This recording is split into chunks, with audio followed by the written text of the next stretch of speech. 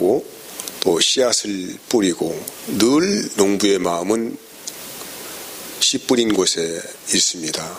그리고 항상 그 마음에 그 밭을 생각하고 또 돌보고 수고를 아끼지 않은 이유가 있지요. 그것은 반드시 수확의 계절이 온다는 것입니다.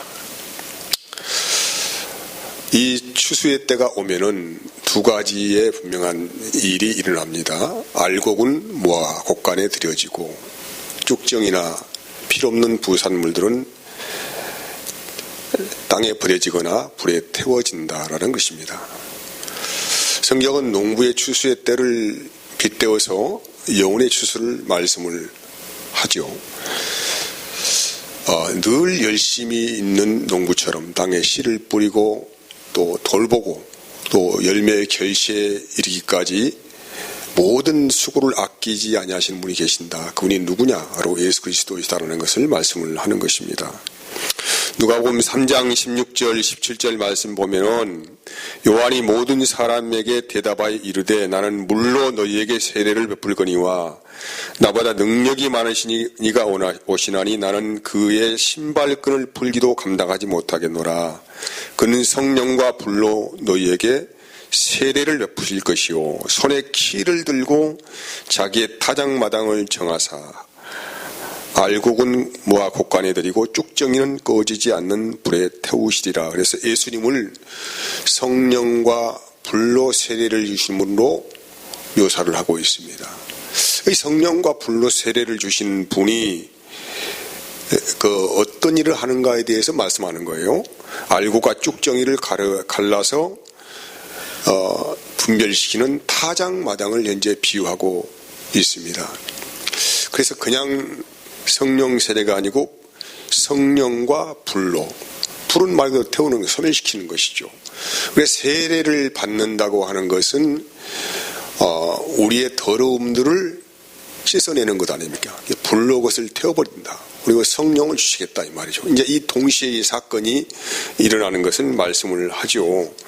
지금은 뭐 이제 화재 단색이 철저해서 그런 일이 별로 없지만은 옛날에 그 농촌 풍경을 보면은 농부들이 한 해 농사를 다 지어놓고 이제 그 필요 없는 부산물들을 다 모아가지고 곳곳에다가 불을 질러가지고 다 그 태워버립니다. 옹기종기 입어서 사방에서 연기가 모락모락 피어나는 걸 볼 수 있는데 바로 이제 그 광경을 현재 묘사를 하고 있는 것입니다.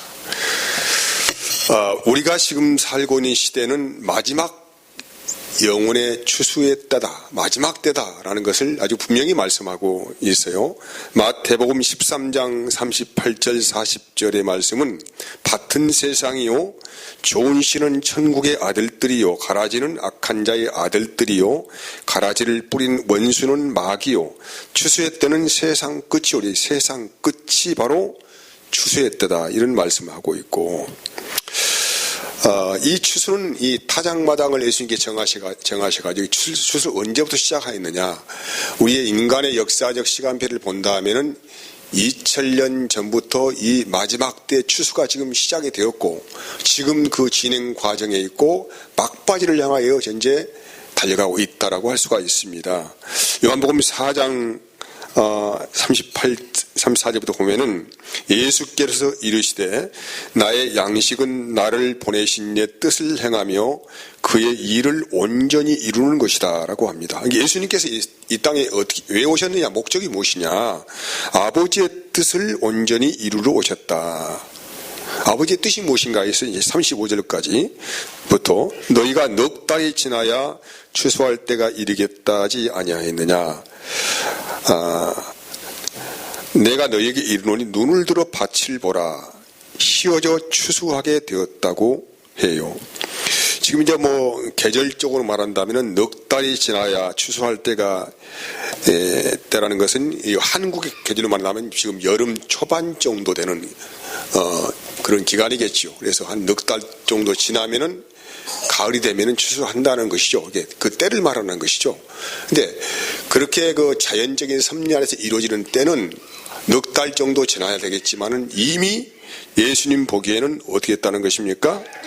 벌써 휘어져 가지고 추수할 때가 이르렀다라고 말씀하는 것입니다. 이 말씀의 배경은 사마리아 여인을 만나는 우물가의 배경을 가지고 있어요.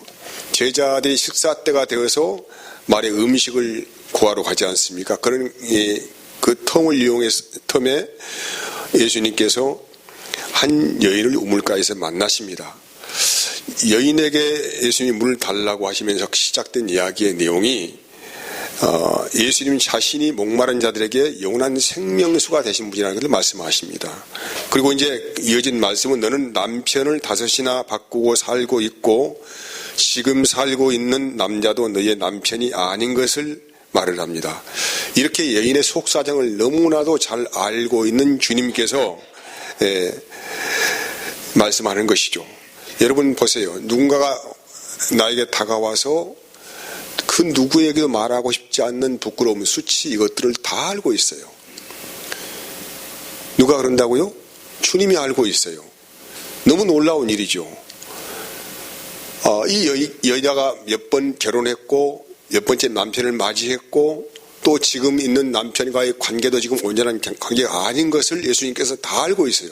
한 번도 만난 적이 없는 여인에 대해서 너무 이제 자기의 그런 인생사를 알고 있는 예수님을 바라보니까 보통 분이 아니시거든요. 그래서 여인의 마음이 열어져서 이제 계속 대화가 이어져 갑니다. 그 대화의 막바지는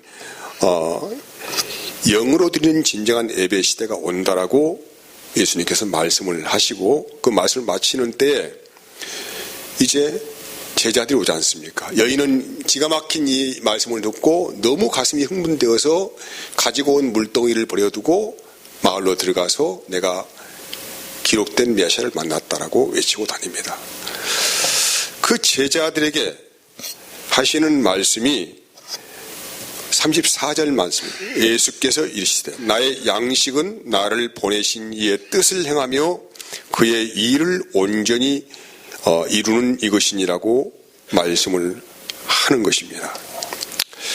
예수님의 양식이 무엇인가에 대해서 예수님은 하나님의 아버지의 뜻을 이 땅에 성취하러 오신 분이기 때문에 그 목적들을 살아가는 것이 삶의 양식이고 힘이고 근원입니다. 그것이 오신 이유가 되는 것입니다. 그래서 이 타작마당을 정해가지고 성령과 불로 세례를 주어가지고 알곡과 족종을 가르치겠다라는 것입니다. 마태복음 13장에서는 주님이 세상에 좋은 씨앗을 뿌려 오셨다고 말씀하시지 않습니까? 이 좋은 씨앗이 무엇인가에 대해서 말씀하는 거예요. 주님이 자기의 몸의 죄를 정하시고 썩습니다. 죽으신다 이 말이죠. 그 지붕의 깊은 곳에 들어가서 다시 영원히 썩지 않는 부활로 그 생명으로 다시 나오십니다. 그 생명을 영원히 썩지 않는 생명의 부활을 우리의 심령 안에 심어 넣으시겠다 이 말이죠. 그게 좋은 씨앗이에요. 그래서 이것이 이 믿는 사람들에게는 구원의 좋은 소식이다, 기쁜 소식이다라는 것을 말씀을 하는 것입니다. 그래서 이 본문의 요한복음 4장을 다시 말씀을 하면은 예수님께서 물과 피를 쏟으셔가지고 완전하게 그 이루어 놓으신 모든 일에 대해서 우리는 여기에 단 0.1%도 수고한 것이 없습니다. 주님께서 자기의 목숨을 버리기까지 모든 것을 다 물과 씨를 쏟으셔가지고 완전히 하나님의 뜻을 다 이루어 놓으셨어요. 그 이루어 놓으신 일에 대해서 다만 우리는 그 주님의 기쁨에 참여하는 것입니다. 노력하지 않는 것에 대해서 거두는 것을 추수라고 하는 것입니다. 이런 우리가 전도하면은 우리가 사실 한 것이 있습니까? 예수님께서 다 이 복음의 모든 것을 완전하게 만들어 놓으셨어요. 그리고 우리는 그 주님이 하신 그 모든 일에 그냥 숟가락 하나 얹고 거기에 참여하는 즐거움 안에 있다는 것을 말씀하는 것이죠. 추수는 두 종류의 추수가 있습니다. 오늘 본문의 말씀대로 하면은 14절부터 16절까지의 내용은 손에 예리한 낫을 가지신 이가 누굽니까? 예수 그리스도이죠. 그래서 손에 예리한 낫을 가지신 인자 같은 이가 라고 합니다.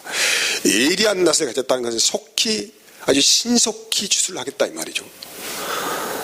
그래서 이가 곡식을 거두죠. 이분이 알곡 추수를 하신 분인데 바로 예수님이시다. 16절 보면은 구름 위에 앉으신 이가 낫을 땅에 휘두르며 땅에 곡식이 거두어진다라고 해서 알곡을 모아서 곡간에 거두는 일을 하시는 분 누구냐면은 예수님이십니다.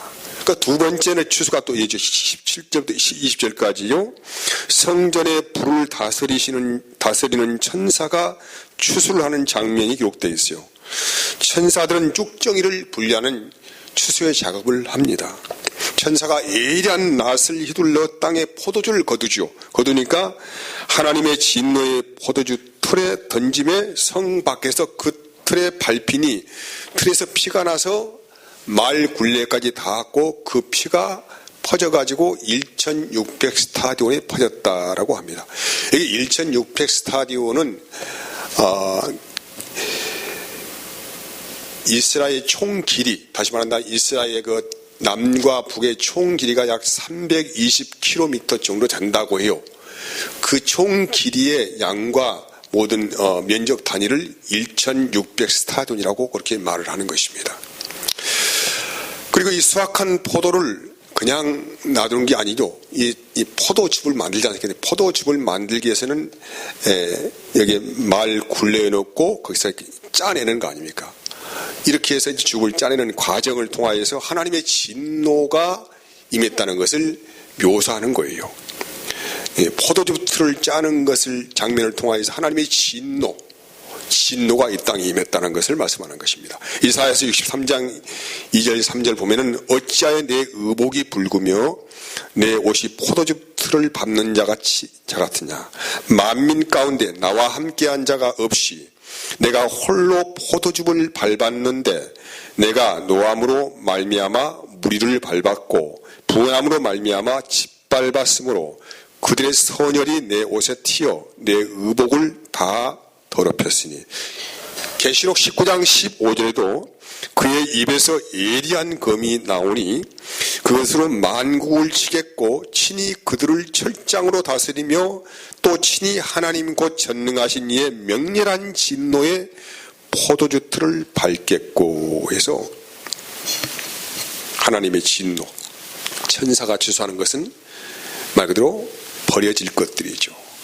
아무 쓸모없는 것들입니다. 알고는 모아서 곡간에 넣는 일을 예수님이 하시고 천사들은 추수하는 것은 포도송이를 거두어서 포도잎 틀에 넣고 짜내는 것입니다. 하나님의 진노가 발한다는 것이죠. 마태복음 20장 1절에서 16절까지의 말씀을 보면은 포도원의 품꾼의 추수의 내용이 기록이 되어 있어요. 포도원 주인이 품삯 계산을 한 데나리온씩 하기로 약속을 하고 추수의 때가 되어서 포도원의 추수꾼들을 보내는 장면이 계속적으로 이어지고 있습니다. 유대인의 그 시간 계산법은 제3시부터 12시까지예요. 이것은 이제 9시간 정도 노동으로 계산, 해가 뜰 때부터 시작하여 해가 질 때까지죠. 그래서 아무튼 한 데나리온의 약속을 하고 일꾼들을 이제 밖에 나가 불러내지 않습니까? 근데 3시에 온 사람, 우리 한국 시간으로 한다면 오전 9시 정도 되죠. 그리고 6시, 우리나라 시간 12시 정도, 또 제9시, 또 11시. 제일 마지막에 부른 사람이 11시죠. 우리나라 시간으로 오후 5시. 그래서 아침 3시부터 12시까지 총 한 9시간 정도 노동의 시간인데, 이제 11시에 들어간 사람이 문제가 되는 것입니다. 잘해야 이 사람은 이제 12시에 끝나니까 1시간 정도밖에 정도만 일을 할 수밖에 없는 시간 아닙니까? 그럼에도 불구하고 이제 하루의 모든 일과가 끝났습니다. 주인이 그 품꾼들을 불러가지고 품삯을 계산하지 않습니까? 근데 제일 마지막에 온 사람부터 품삯을 계산하는 거예요. 한 데나리온을 줍니다.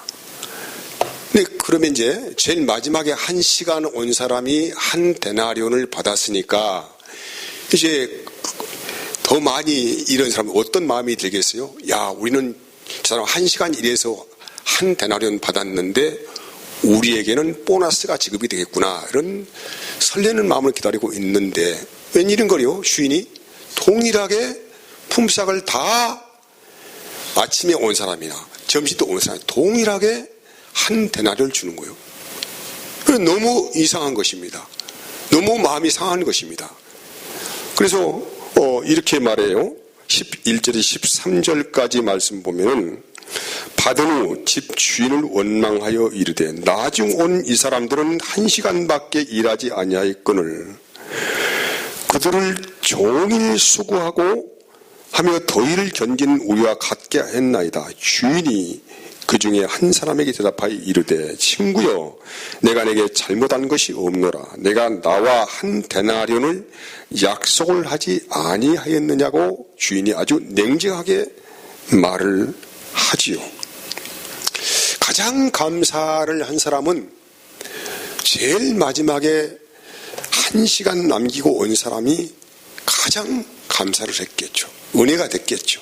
1시간만 일하고 거의 우리는 그냥 다 차려놓은 밥상에 잠깐 깔짝했을 뿐인데 하루 품삯 그대로 주니까 얼마나 참 마음이 기쁘고 감사를 했겠습니까? 하지만은 먼저 온 사람들은 너무나도 불평이 많았고 원망이 많았습니다.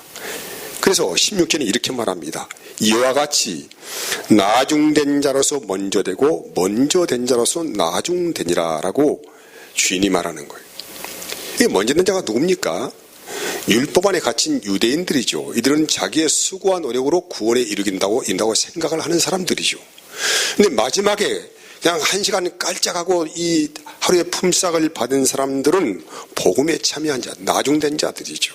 이들은 온전히 은혜로만 하나님의 구원에 이르는 그 약속을 받은 사람들을 말씀을 하는 것입니다. 그래서 이 나중된 자가 먼저 되는 것이라고 분명하게 복음을 말씀을 하고 있어요. 여러분, 우리가 그리스도인 되었다고 하면은 우리에게는 두 가지의 삶이 같이 요구가 됩니다. 첫 번째는 그리스도 안에서 우리의 삶이 경건해야 한다는 것에 대해서 말씀하는 것입니다. 그리고 또 한 가지 중요한 일은 사탄의 나라에 갇혀서 좌우를 분별하지 못하는 자들에게 복음을 전한 일입니다. 이 두 가지가 우리 그리스도의 삶의 가장 중심이고 중요한 일이라는 것이죠. 마태복음 24장에서는 제자들이 세상의 끝에 무슨 일이 있겠습니까? 물어보자 예수님께 물어보는데, 이 천국 복음이 모든 민족에게 증거되기 위하여 온 세상에 전파되리니 그제야 끝이 온다고 말씀을 합니다. 또 사도행전 1장에서도 부활하신 예수님께서 40일 동안 승천하지 아니하시고 부활한 몸을 제자들 만나시고 일이 보이시면서 하나님 나라의 일들을 말씀하시지 않습니까? 그때의 제자들이 답답해서 묻습니다. 아니, 어느 때에 이스라엘이 회복됩니까, 예수님?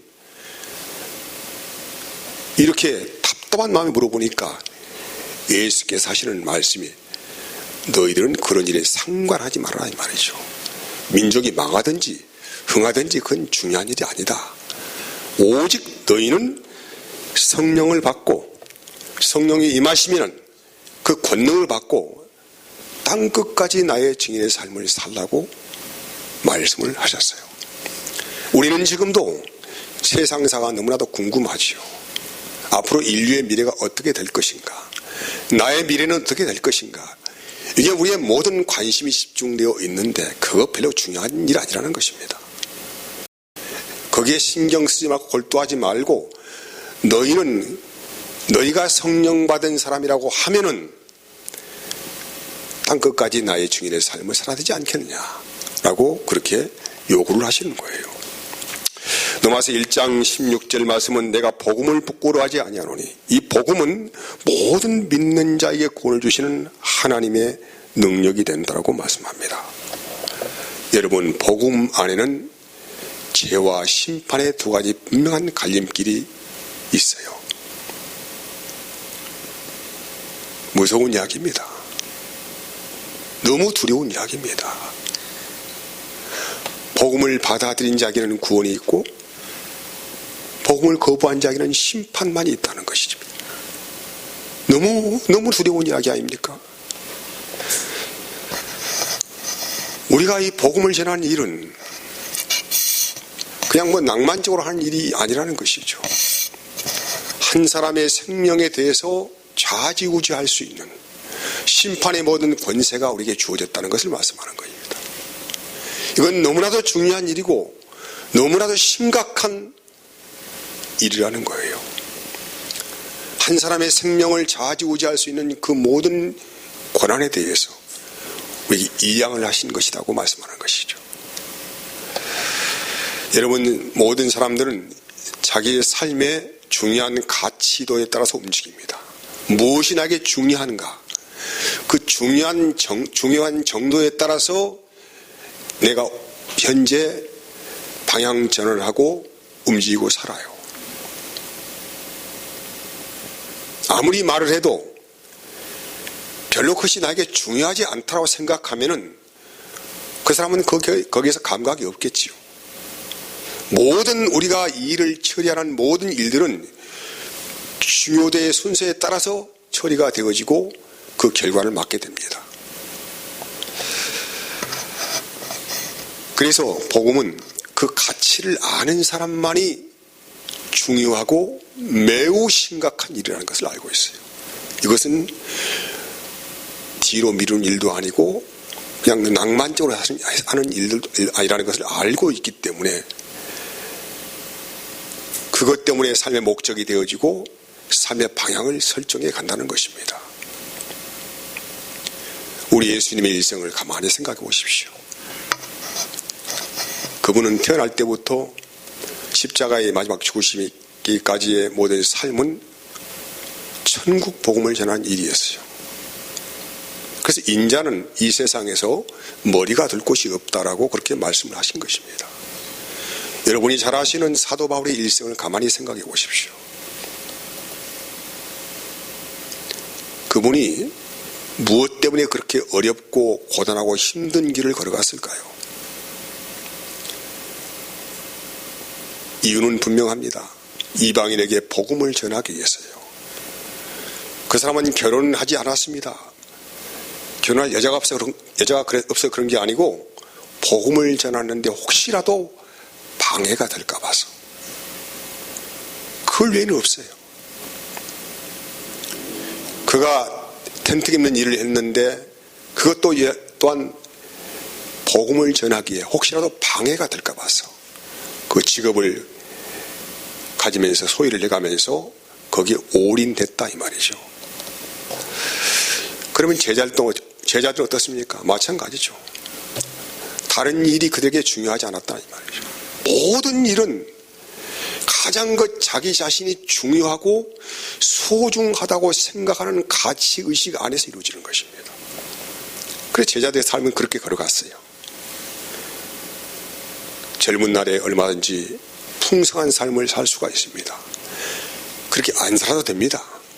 하지만은 그 일이 너무나도 중요하고 심각한 일이기 때문에 그 길을 두려워하면서 슬퍼하면서 근심하면서 간 것이 아니죠. 기뻐하면서 즐거워하면서 주님이 이루어진 모든 일에 대해서 참여하였다라고 말씀을 하는 것입니다. 베드로전서 4장 12절에서 14절까지의 말씀은 그렇습니다. 사랑하는 자들아, 너희를 연단하려고 오는 불시험을 이상한 일 당하는 것 같이 이상히 여기지 말고